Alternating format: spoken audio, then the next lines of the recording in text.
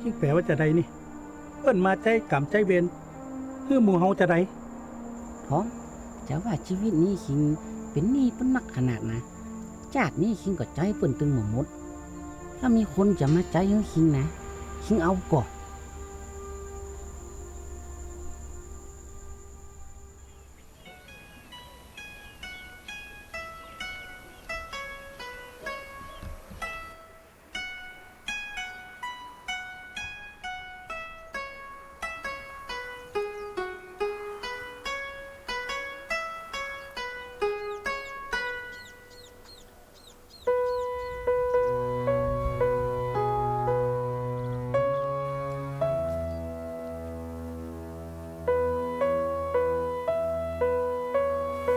ไอ้เจ้าสวัสดีเจ้า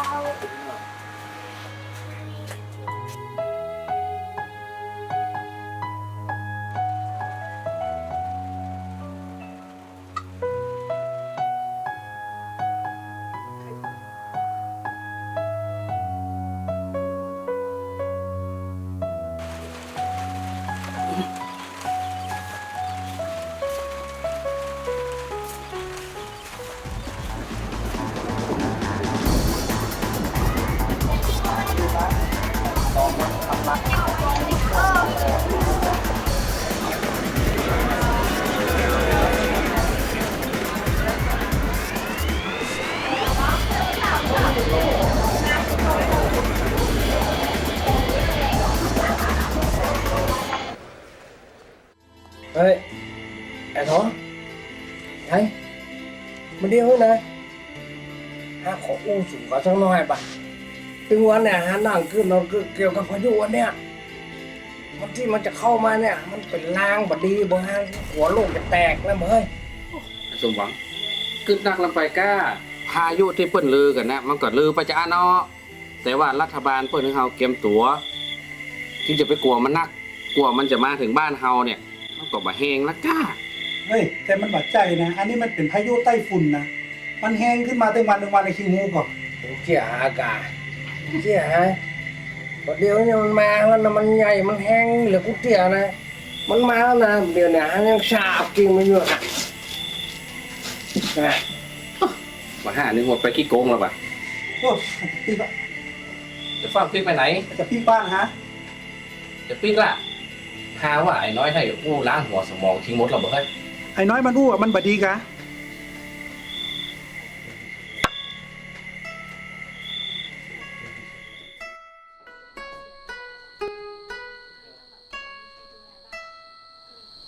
เกดพระเยซูเป็นดีแต่นะพี่สั่งอย่างของมาลบก่อนแม่อะอันแม่เจิญให้เปิ่นเข้ามาเป็นผู้ดูแลชีวิตแม่บอแล้วจะให้แม่เกียมคว้าอย่างไว้ก็แม่ก็ต้องเกียมอย่างสักอย่าง เพียงแต่แม่นับถือเปิ่นแต่ติดใจรักกรรมนี้ถ้าแม่มีอะหยังแม่ก็ตั้งจิตภาวนาขอพรจากเปิ่นเพื่อเปิ่นเข้ามาเป็นผู้ปกป้องดูแลชีวิตของแม่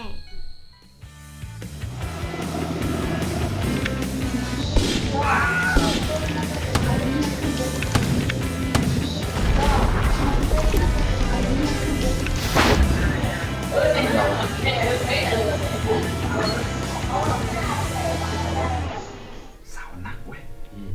เจอ่ะเจอ่ะเจดีอ่ะนี่ครับจวนน้องดาวไปแล้วน้องดาวไปแล้วนี่น้องดาวไปอ่ะ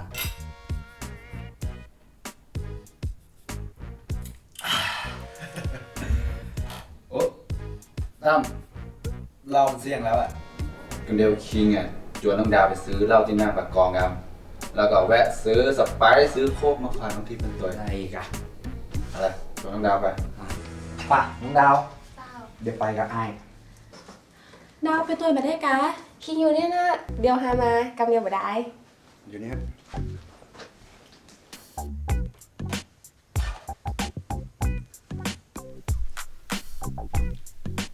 น้องทิพย์บอกกูไอ้ก้าบอกกว่าแล้วเจ้า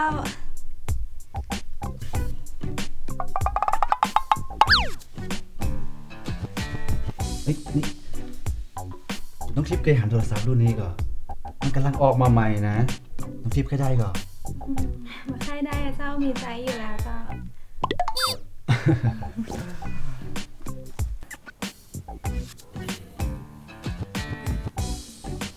เรื่องอย่างนะ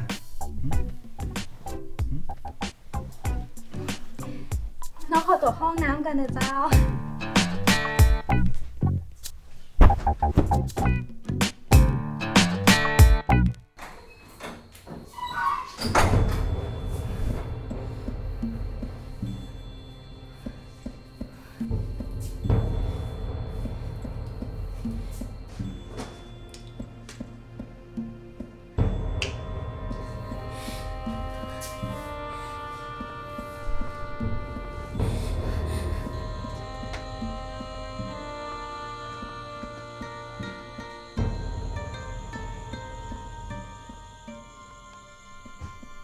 โอ้ยเกด ป่อดีเจ้า น้องปิ๊กมาบ้านเฮาไอ้หย่าลูกน้องยังมาอยู่ในเวียงปุ้นประเดี๋ยวบ้านเฮามันบอกให้ปลอดภัยนะลูก น้องเป็นห่วงตังบ้าน น้องให้ปิกมาช่วยป่อกับแม่ แล้วก็หมู่บ้านของเฮาโตย น้องจะช่วยบ้านเฮากะ เจ้า ตะกี้ป่อหันน้องกับแม่ นั่งสวดหรือว่านั่งยี่อย่างกันนะลูก อ๋อ เฮากำลังนั่งตั้งจิตอธิษฐานขอพรจากพระผู้เป็นเจ้า น้องนับถือพระผู้เป็นเจ้าแล้วกันลูก เจ้าน้องมอบชีวิตของน้องให้เปิ้ลดูแล แล้วเปิ้ลก็ดูแลน้องยังดีมาโดยตลอด ตาลเปิ้ลของน้องเล่าเรื่องของพระผู้เป็นเจ้าให้น้องฟัง คลิปดูมาประเด็นนะลูก เจ้า ฮัลโหล พ่อมาทำน้องกัน ทิพย์พูดดังๆกับลูกพ่อก็ได้ยินทิพย์ เราอยู่ที่หอพักในสะพานลอยข้างแม่น้ำดีเมียพ่อหอพักสีชมพูมากเลยนะ ทิพย์ พี่พ่อมาทำน้องไวๆเนี่ย ไอ้หยังก็จะไปประเดี๋ยวเนี้ย พ่อมาลูกเป็นยัง เป็นการปะหูนะ แม่ขอเพื่อนน้องกับแม่ง่ายอย่างพ่อ คิดอะไรที่ฐานเลย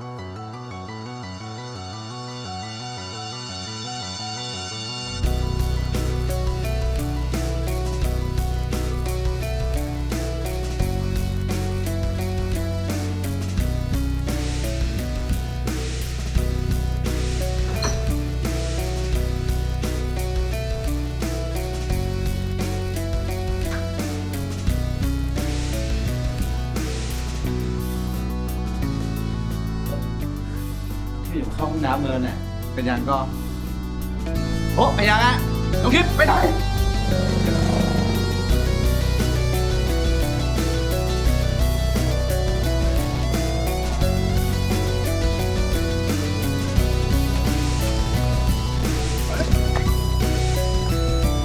วันนี้เรื่องมันยุ่งยากได้ก่อนแค่เดียมกับดีเองถ้าตัวสบายๆเดี๋ยวไอ้ไปดิโอ๊ย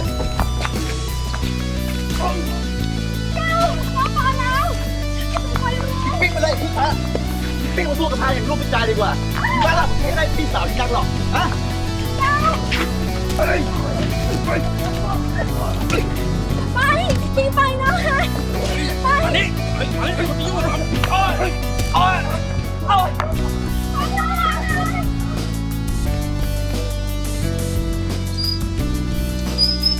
พี่พ่อเข้าใจมาตรงนี้ไวๆเร็วมาตรงนี้เร็ว จะได้ยังอะลูกฮะเป็นยังอะฮะเป็นจะได้เนี่ย เข้าใจไวๆ เ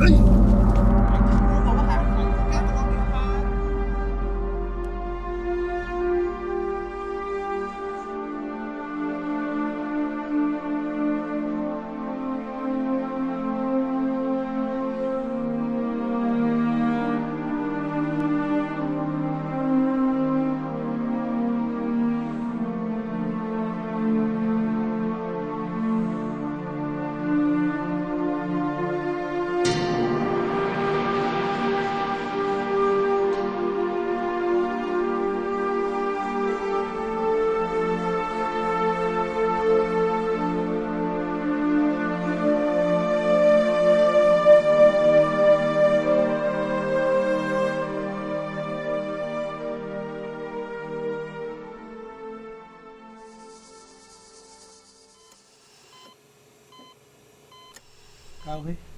พ่อก็กินอย่างขนาดที่พ่อช่วยลูกอย่างมาได้เลยเกาเฮ้ยพ่อบาหน้าอู้ก็คิงเลยพ่อคิงเหมือนใจลูกกระจายแต่มันเป็นกำอู้ของคนขี้เมาคนขี้เหล้าอย่างพ่อมันเหมือนใจลูกกระจายแต่ลูกเฮ้ยลูกกระจายแต่เนี่ยก็ต้องมีความรับผิดชอบกับครอบครัวกับลูกกับเมียพ่อมันคนบ่ดีพ่อมันเป็นคนที่บ่ได้เรื่องเลย แม่เชื่อว่าพระเยซูจะช่วยให้รอดปลอดภัยจากอันตรายให้รอดได้ค่ะ เพราะว่าตอนนี้นะเฮามาอธิษฐานขอพรจากพระเยซูกันบ่ เอาเลยป้อพี่ป้อนำเฮาอธิษฐานเลย พระเยซู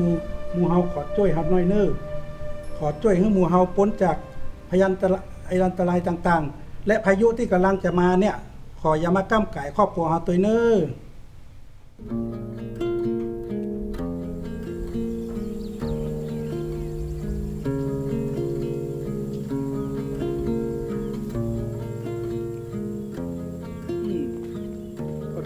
ใจได้ลูกถ้าจะใจได้อยู่ มันดีมากได้ที่ยังหายใจบ่มีบางเอิญที่โลกกันนี้สมันสำหายสมยาบอดี ขอบคุณจัดนักหนึ่งหมู่เฮาที่มาช่วยกันที่มาอู้มาปรึกษากันเพอต้องรู้ว่าคนบ้านเฮาเนี่ยเป็นกันเขาจะช่วยกันกั้นน้ำเนี่ยที่พายุมันจะมาเนี่ยให้มันหันไปทางอื่นปลายบะปอเนี่ยเขาจะช่วยกันแปลงบ้านแปลงจองเฮาเนี่ยให้มันแข็งแรงก่อนที่ลมมันจะพัดมาแม่นกอหมู่เฮาเอาอีบอให้สมหวังเกียรติป้าเบอร์เขียวป้าโบคำไปเตรียมกระสอบทรายบอต้องให้กันไปซ่อนไม้มาปักตั้งอย่างนั้นเอาน้อย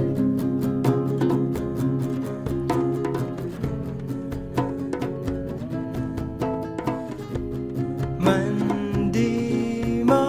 กได้ที่ยังหายใจบ่มีบางอันที่โลกกันนี้สำหายสมยาบอดีหมู่พี่เริ่มรำพระเจ้าบยอม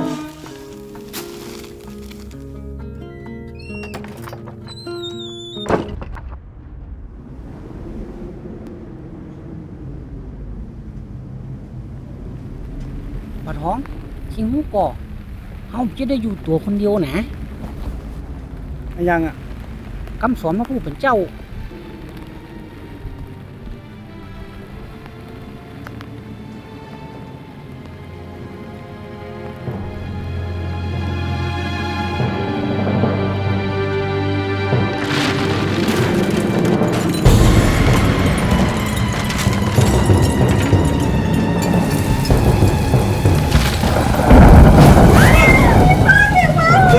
มันเก็บคำสอนของพระเจ้าหุ้มป่อไว้เนี่ย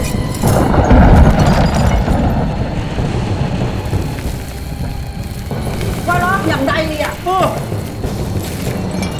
งค์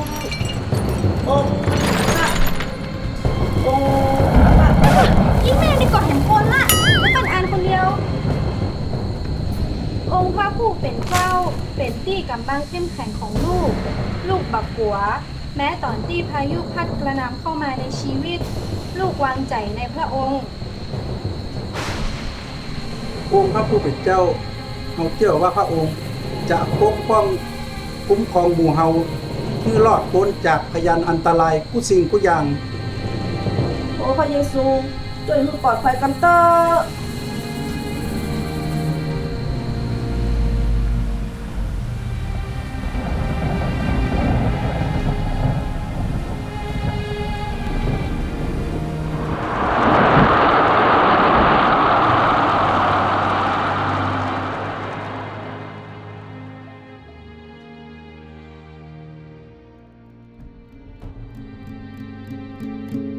จากสถานการณ์พายุที่ผ่านมา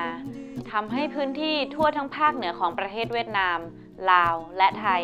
ได้รับความเสียหายเป็นอย่างมาก ประชาชนที่ได้รับความเสียหายทางภาคเหนือของประเทศไทย ได้ร่วมมือกันปรับปรุงพื้นที่ให้กลับคืนสู่สภาพเดิมโดยเร็วค่ะ อาจจะไม่ใช่ลูกผู้ชายที่เจ้าตั้งใจไว้อาจจะไม่ใช่พ่อที่ดี ท้องผมมีแล้วบ่เฮ้ยตรงไอ้ไซอ่ะ ฮะ ดูฝนดูลมตะคืนน่ะ โอ้ทุกโอ้ปะ หลายคนเขาก็ทายทักว่ารักของพ่ออยู่ไหนหัวใจบ่อยชะงักรักคุณ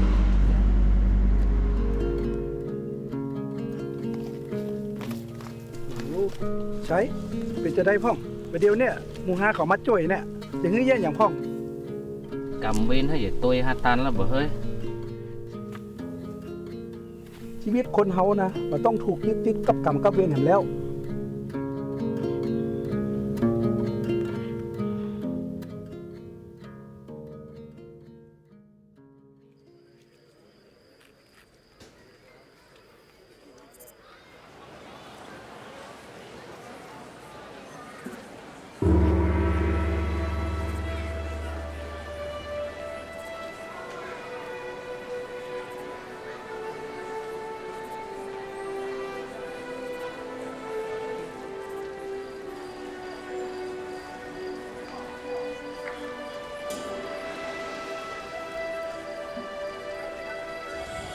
องค์พระผู้เป็นเจ้า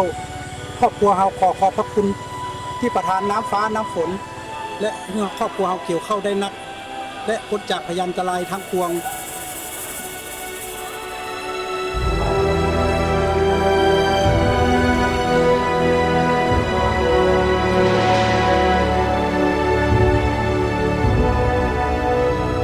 ขอบคุณที่ช่วยลูกบ่ให้กลัว และที่บ่ให้ผีมารมารบกวนเห็นแล้ว